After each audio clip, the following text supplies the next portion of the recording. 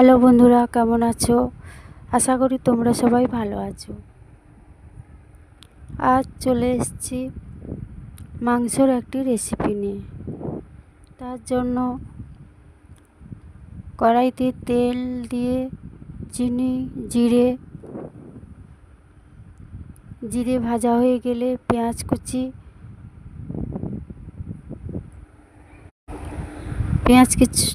একটু নেড়ে নিয়ে এরপর আদা বাটা, রসুন বাটা, লঙ্কা কুচোনো,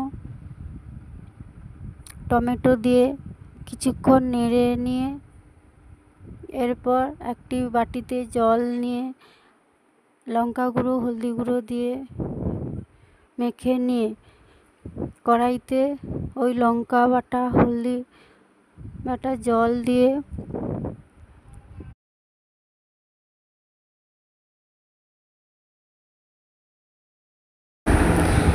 কিছুক্ষণ মশলাটা কষিয়ে নিয়ে এরপর কেটে রাখা আলু দিয়ে কিছুক্ষণ ভেজে নিয়ে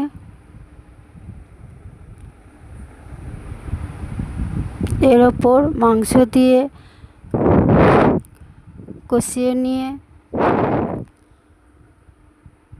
জল দিয়ে ফুটিয়ে নিলেই হয়ে যাবে মাংস রেসিপি। ভিডিওটি ভালো লাগলে লাইক এবং